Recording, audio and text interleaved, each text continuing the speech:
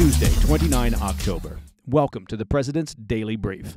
I'm Mike Baker, your eyes and ears on the world stage. Let's get briefed.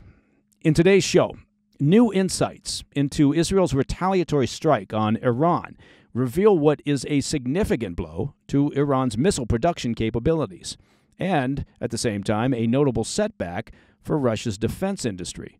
We'll break down the details in today's Spotlight. Also in the program, the latest from Turkey's bombing campaign in Iraq and Syria, as the Kurdistan Workers' Party, the PKK, claims responsibility for that deadly attack near Ankara just last week. Plus, the Russian army is claiming new advances in eastern Ukraine, capturing a major Ukrainian stronghold in Donetsk. And in today's back of the brief, bad news for Iran's supreme leader, as his newest X account has been suspended for threatening violence against Israel. What? I didn't see that coming at all. Because apparently, just being the supreme leader of the world's #1 state sponsor of terrorism that's created numerous terrorist proxies, including Hamas and Hezbollah, well, that alone wasn't enough to get banned from social media. Now, if we could just get that dude off of TikTok. But first, today's PDB Spotlight. We're gaining new insights into Israel's retaliatory strike against Iran over the weekend, particularly on how the chosen targets could disrupt Iran's capabilities and those of its allies moving forward. Reports indicate that Israel targeted a total of 3 missile manufacturing bases, dealing a significant blow to Iran's military infrastructure. According to 3 Israeli sources who spoke with Axios, the strike eliminated a critical component of Iran's ballistic missile program, potentially setting back its progress in missile development and production. The sources reported that Israel targeted 12 what are known as planetary mixers, essential for producing solid fuel used in Iran's long-range ballistic missiles, which constitute the core of its missile arsenal. According to the sources, these planetary mixers are highly advanced pieces of equipment that Iran can't manufacture domestically, and they must instead procure them from China. And that's something that they estimate could take years. This strike marks a significant setback for Iran, making it increasingly challenging for Tehran to replenish its own missile stockpile and support the arsenals of its proxies such as Hezbollah and the Houthis. The choice of targets was strategic, aimed at crippling Iran's missile production capabilities, especially those used in confrontations with Israel. However, now Iran, and this is very interesting, wasn't the only party affected by Israel's actions this weekend. Tehran has been supplying ballistic missiles to Russia, which Moscow has deployed against Ukraine. Specifically, reports indicate that Iran has supplied Russia with shipments of the Fath 360 close-range missile system. Now, while this is a short-range missile, it's also equipped with a solid fuel engine like its long-range counterparts. That means that Israel's strike could also impact Russia's supply line in its ongoing conflict with Ukraine.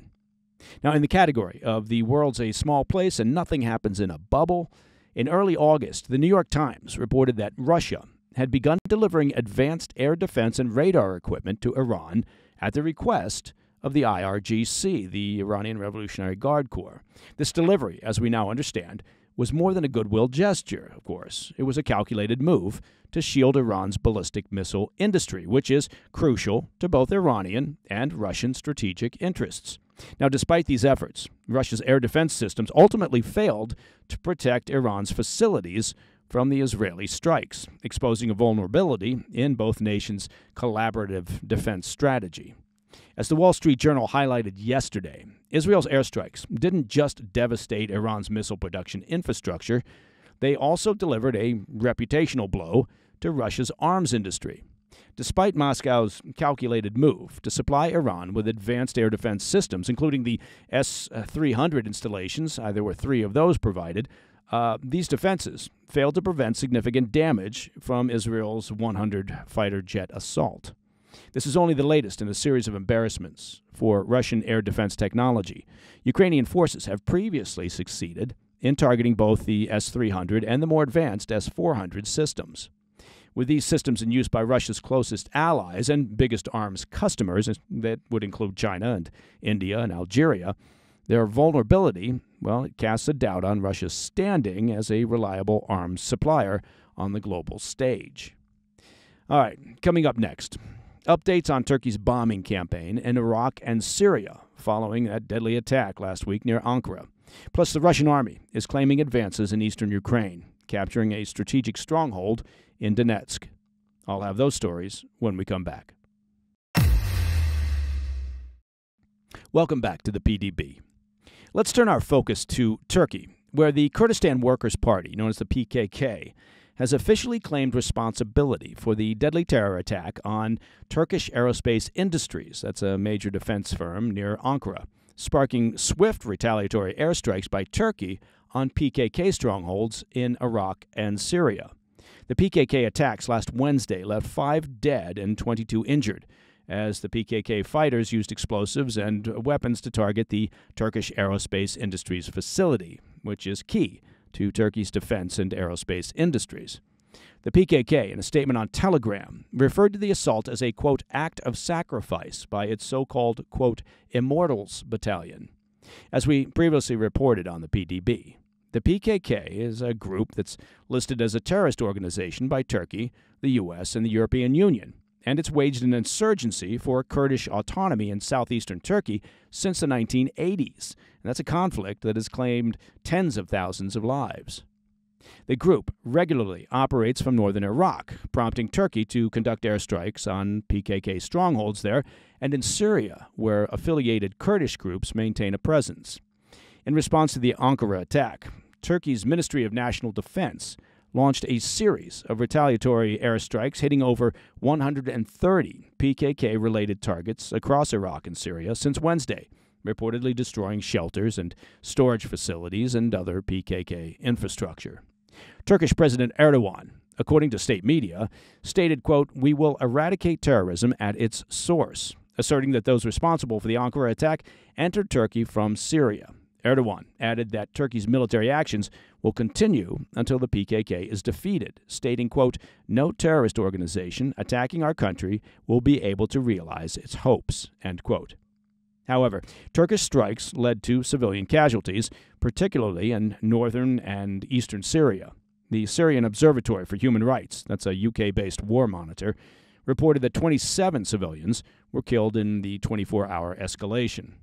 According to the observatory, 84 drone strikes and 18 airstrikes targeted critical infrastructure, including power networks and other utilities. Ground assaults were reported in northeastern Syria, resulting in 17 deaths and more than 60 injuries since Wednesday.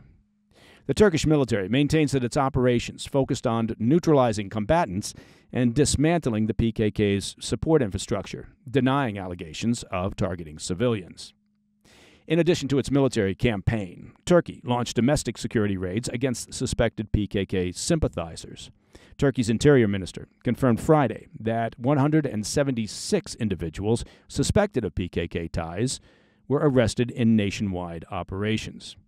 Now, while these events were unfolding, Erdogan, who has taken a leading stance against Israel's war in Gaza against Hamas, well, he called on the Arab world to unite in opposition of Israel's, quote, genocide, claiming that Israel's actions extend beyond Gaza and warning that Turkey itself could be a future target.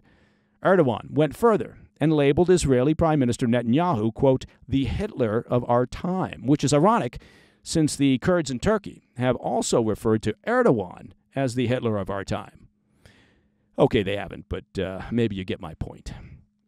Anyway, I don't know if Erdogan is a student of history, but maybe someone could remind him that Hitler was responsible for killing 6 million Jews, and that the current Middle Eastern conflict was started by Hamas terrorists slaughtering over 1,000 Jews in southern Israel. So really, the comparison doesn't stand up. Maybe, just maybe, everyone should stop with the they're just like Hitler comparisons. It makes you look ignorant to compare anyone in modern times to Hitler. And it kind of normalizes Hitler. So what do you say we all give it a rest? Shifting to the front lines of the Russia-Ukraine war, Moscow announced new advances in eastern Ukraine, claiming control over the village of Izmailivka, located near a Ukrainian-held industrial hub. Now, this gain marks another step in Russia's eastward push, putting Ukraine's stretched thin defenses under mounting pressure. Russia reported Sunday that its forces captured Izmailivka 5 miles north of Kurakove. That's a Ukrainian-controlled industrial stronghold. The Russian Defense Ministry confirmed the capture, calling it a, quote, steady gain along the front lines. Now, situated within striking distance of another village, the capture of Izmailivka gives Russia a tactical edge, allowing its forces closer access to population centers and critical supply routes. Meanwhile, Russia's aerial defenses were active just hours before the seizure, intercepting 51 Ukrainian drones in multiple regions, including near its western border. Also, Russian President Putin, he issued a stern warning to the West on state television. Putin cautioned against providing Ukraine with long-range weapons capable of penetrating Russian territory, stating, quote, "It's too early to say yet, but our military department is thinking about it and will offer various responses," end quote, signaling Moscow's readiness to escalate if Western support extends Ukraine's capabilities. In a parallel eastern offensive, Russian forces reportedly captured Selidove. That's the last major town en route to Pokrovsk, which is a vital logistics center for Ukraine and Donetsk. The Ukrainian Defense Ministry affiliated mapping service Deep State reported footage of Russian troops at the town's council office. If Pokrovsk falls next, it will mark a major victory for Russia, further compromising Ukraine's defenses in Donetsk and threatening new vulnerabilities in the region. Reports from Open Source Intelligence and Dragon Capital, that's a Kyiv-based mapping group, estimate Russian forces captured 65 square miles in the past week, which is Moscow's largest weekly gain in eastern Ukraine so far this year. That is an important development. As Russian forces advance in Donetsk, they're also pushing to reclaim part of Russia's Kursk region, which was taken by Ukrainian troops during a surprise August counteroffensive. Moscow has signaled plans to deploy reinforcements, including North Korean soldiers, to bolster efforts in eastern Ukraine and expel Ukrainian forces from contested areas.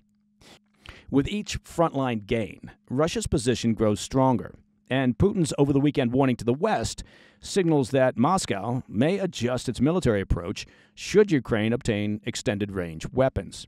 The situation is increasingly problematic, of course, for Ukraine and its allies. There are growing concerns over the Ukrainian military's ability to defend critical supply routes and key positions, while, of course, raising the possibility of deeper Western involvement in the conflict. At some point, though, the U.S. administration is going to have to decide one way or the other on the use of U.S. long-range munitions to target key Russian military targets. Putin knows that that would be a game changer, and not in a good way for his ambitions, which explains his latest bluster and warning.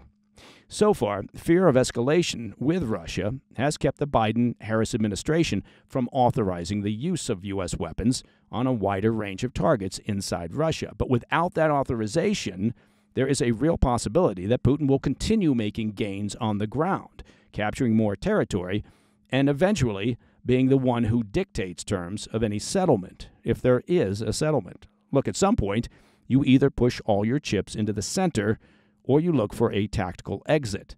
The current strategy, well, it seems to be neither, just an attempt to maintain the status quo. All right, up next in the back of the brief, Iran's supreme leader faces a setback as his newest X account is suspended after just one day. I'll have the details when we return. In today's back of the brief, Iran's supreme leader, Ali Khamenei, didn't waste time racking up enemies on the social media platform X.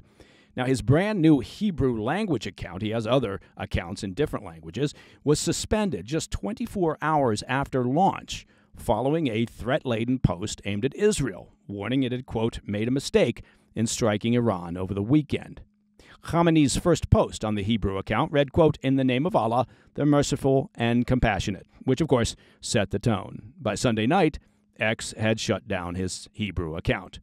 The Hebrew language debut came as Israel's Air Force struck back in retaliation at Iran's missile barrage from earlier this month by targeting critical installations, including air defense batteries and ballistic missile sites in Tehran.